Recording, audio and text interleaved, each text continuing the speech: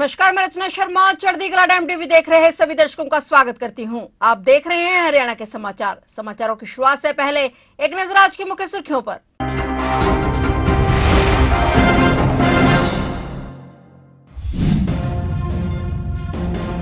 महेंद्रगढ़ को सीएम नायब सैनी की सौगात। सीएम सैनी ने 152 करोड़ से ज्यादा की परियोजनाओं की दी सौगात। सीएम ने लिखी महेंद्रगढ़ की धरती से विकास की नई इबारत।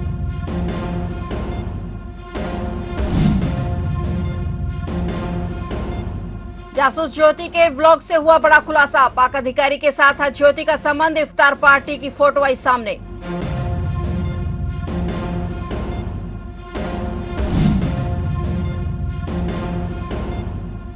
ऑपरेशन सिंदूर पर टिप्पणी करने वाले प्रोफेसर अली खान गिरफ्तार। व्योमिका सिंह पर की थी टिप्पणी। राज्य महिला आयोग की अध्यक्ष रेणु भाटिया ने दी जानकारी।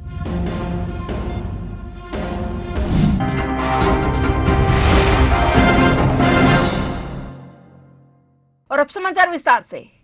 हरियाणा के मुख्यमंत्री नायब सिंह सैनी ने आज महेंद्रगढ़ की धरती से विकास की नई इबारत लिखी है। भाजपा की धन्यवाद रैली के माध्यम से मुख्यमंत्री नायब सिंह सैनी ने जनता को आज 152 करोड़ 87 लाख रुपए से ज्यादा की बहुप्रतीक्षित परियोजनाओं की सौगात देने का काम किया है। मुख्यमंत्री द्वारा 81 करोड़ 49 लाख रुपए की लागत से पूर्ण हो चुकी परियोजनाओं का उद्घाटन किया गया, जबकि 71 करोड़ 38 लाख रुपए की नई परियोजनाओं का शिलान्यास भी किया गया। इन परियोजनाओं में सबसे बड़ा हिस्सा सड़क निर्माण और मुरम्मत कार्यों को मिलेगा, जिन पर करीब 44 करोड़ 49 लाख रुपए खर्च किए जाएंगे। और इसके अलावा जन संसाधन परियोजनाओं के लिए 25 करोड़ 34 लाख रुपए और पशु चिकित्सा प्रशासनिक भवनों के निर्माण पर 1 करोड़ 49 लाख रुपए का प्रावधान किया गया है। महेंद्रगढ़ की जनता को इस रैली ने न केवल विकास की नई सौगात दी है, बल्कि इस क्षेत्र में आने वाले दिनों में तरक्की की रफ्तार भी तेज करने का काम किया है।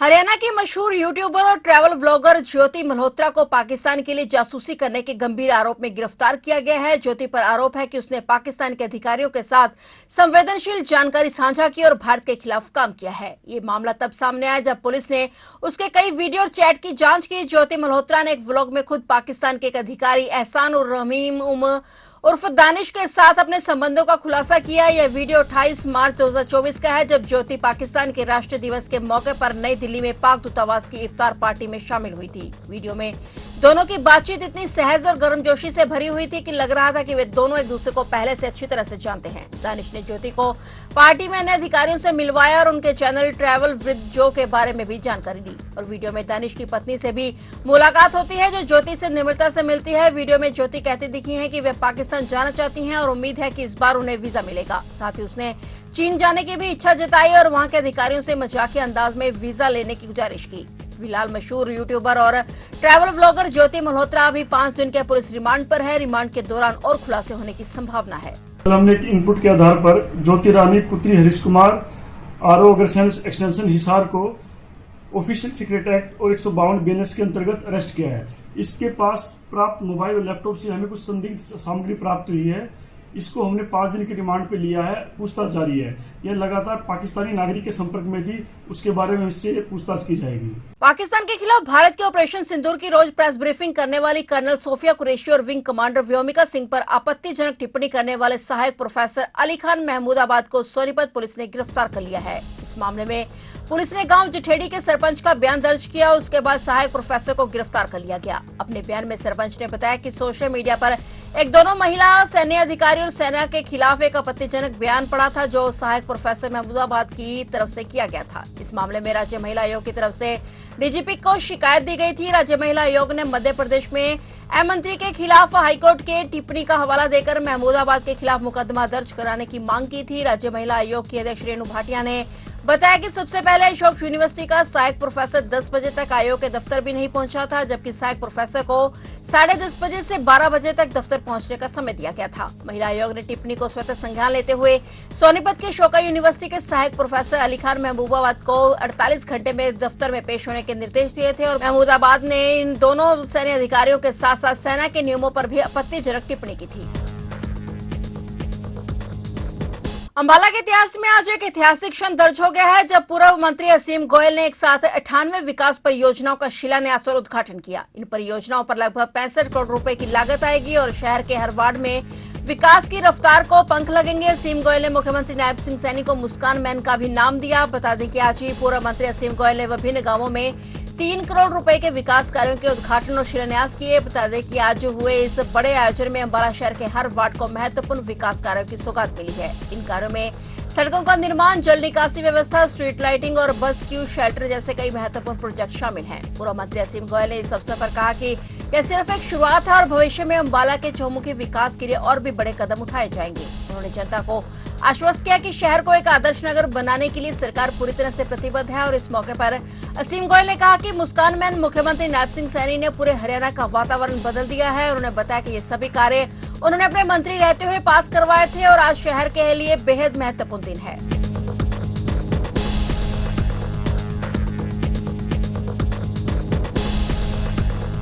हरियाणा के पूर्व मुख्यमंत्री और कांग्रेस पार्टी के वरिष्ठ नेता भूपेंद्र सिंह हुड्डा ने पाकिस्तान के लिए जासूसी करने के आरोप में गिरफ्तार हुए हरियाणा के युवाओं को लेकर बयान देते हुए कहा कि मामला बड़ा गंभीर है और इस मामले की गहराई से जांच होनी चाहिए। जो भी दोषी हैं उनके खिलाफ सख्त कार्रवाई की जानी चाहिए, लेकिन निर्दोष व्यक्ति नहीं फंसना चाहिए। साथ ही विदेश मंत्री एस जयशंकर द्वारा ऑपरेशन सिंदूर को लेकर दिए गए बयान पर प्रतिक्रिया देते हुए हुड्डा बोले कि राहुल गांधी हालांकि इस मामले में प्रतिक्रिया दे चुके हैं, लेकिन जो भी सवाल उठ रहे हैं उन सवालों के जवाब देश जानना चाहता है। इसलिए संसद का विशेष सत्र बुलाने की मांग की गई है ताकि सभी सवालों का जवाब जनता के सामने आ जाए, क्योंकि सीज फायर को लेकर भी अमेरिका के राष्ट्रपति ट्रंप ने जिस तरह बयानबाजी की है उसकी सच्चाई भी देश के सामने आनी चाहिए। जननायक जनता पार्टी और इंडियन नेशनल लोकदल पर भी पूर्व मुख्यमंत्री ने कहा कि दोनों पार्टियों की जमीन खिसक चुकी है और अब इनके पास कुछ नहीं बचा है, चाहे अब वह कहीं भी अपने प्रदेश कार्यालय बनाए और कोई फर्क पड़ने वाला नहीं है।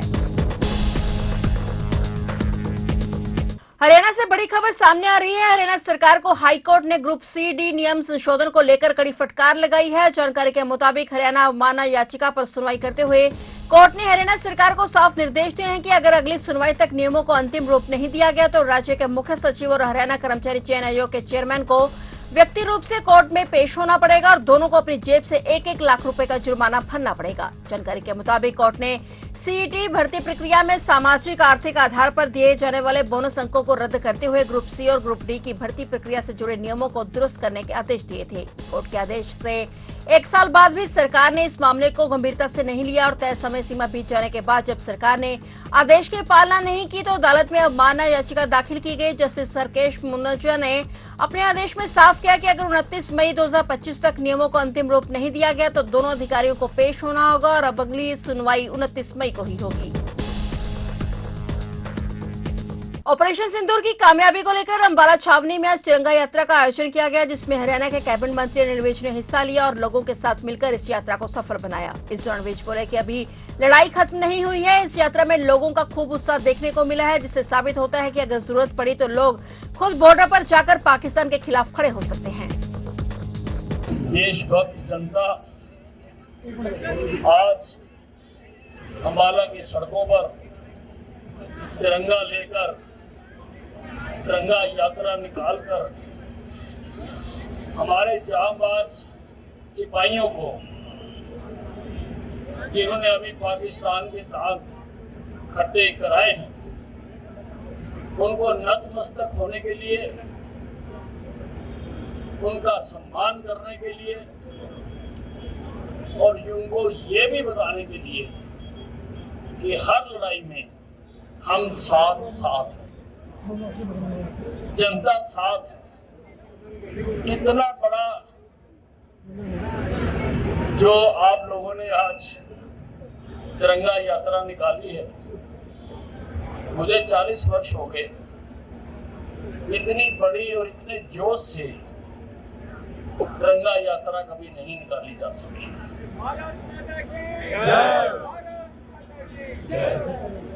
पाकिस्तान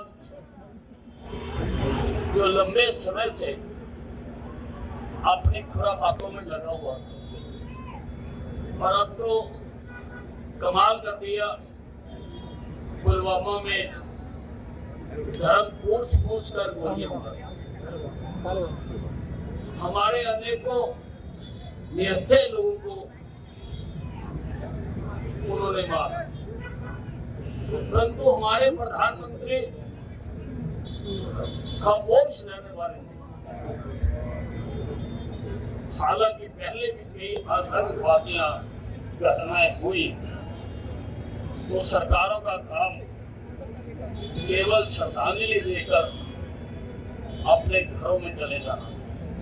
हरियाणा के सोनीपत से युवक की हत्या का मामला सामने आया है, जहां हत्या के बाद युवक के शव को खेतों में फेंक दिया गया। युवक की गर्दन पर पेचकस और कट से वार के निशान मिले हैं। पुलिस ने मौके पर पहुंचकर जांच शुरू कर दी है। जानकारी के मुताबिक गोहाना के गांव पुठी से मोईहुडा की ओर जाने वाले रास्ते पर खेतों में एक व्यक्ति का शव मिलने से इलाके में दहशत का माहौल है। शव राजेश पुत्र हरिप्रकाश के खेत में पड़ा मिला है। मृतक की उम्र लगभग 38 साल बताई जा रही है। युवक की गर्दन कटी हुई है और शव के पास पेचकस और लेमिनेश के कैटर जैसी चीजें पड़ी हुई हैं, जिससे पता चलता है कि हत्या को योजनाबद्ध तरीके से अंजाम दिया गया। घटना की सूचना मिलते ही गोहाना पुलिस के अधिकारी मौके पर पहुंचे, साथ ही एफएसएल की टीम को भी जांच के लिए बुलाया गया। घटनास्थल पर पुलिस बारीकी से जांच कर रही है। ऑपरेशन सिंदूर में भारतीय सेना के शौर्य एवं पराक्रम के सम्मान में और आमजन में देशभक्ति व राष्ट्रवाद की भावना को मजबूत करने के उद्देश्य से तिरंगा यात्रा का आयोजन किया गया। इसमें सामाजिक धार्मिक संस्थाओं से जुड़े लोगों और आमजन ने बढ़ चढ़कर हिस्सा लिया। यात्रा का शुभारंभ कुरुक्षेत्र के सांसद नवीन जिंदल ने किया और यात्रा गीता भवन मंदिर से शुरू होकर कमेटी चौक, शहीद स्मारक, पिहोवा चौक सहित अन्य जगहों से गुजरी और लोगों ने देशभक्ति का जोश और जुनून भर के देखा और शहीद स्मारक पर वीर शहीदों को श्रद्धांजलि भी अर्पित की गई। इस दौरान पुष्प वर्षा, हिंदुस्तान जिंदाबाद, भारतीय सेना जिंदाबाद के नारों और देशभक्ति के गीतों से कैथल शहर गूंज उठा। सांसद नवीन जिंदल स्वयं घोड़े पर सवार होकर यात्रा की अगुवाई करने पहुंचे। तिरंगा यात्रा आज निकाल रहे हैं हम माननीय प्रधानमंत्री श्री नरेंद्र मोदी जी के और हमारे माननीय रक्षा मंत्री राजनाथ सिंह जी के ऑपरेशन सिंदूर की ऐतिहासिक सफलता, इनके कुशल नेतृत्व के अंदर इस ऑपरेशन सिंदूर की ऐतिहासिक सफलता के सम्मान में, हमारी भारतीय सेना के सम्मान में हम ये तिरंगा यात्रा निकाल रहे हैं। और ये कैथल की पावन धरा पर ये सिर्फ एक यात्रा नहीं है, बल्कि ये हमारे देश को एक विकसित राष्ट्र बनाने हमारा ये संकल्प है। और ये आप जानते हैं कि किस तरह से हमारी भारतीय सेना ने किस तरह से उन आतंकियों को, जिन आतंकियों ने हमारी बहनों का सिंदूर उजाड़ा था, उन्होंने ऑपरेशन सिंदूर के माध्यम से हमारी उन बहनों को न्याय दिलवाया है। एक बार जोर से नारा देंगे उन सेनानियों के लिए, उन हमारी भारतीय सेना के लिए, भारत माता की। फिलहाल हरियाणा के समाचारों में इतना ही, और नए समाचारों के साथ फिर से हाजिर होंगे। तब तक के लिए देखते रहिए चढ़ती कला टाइम टीवी।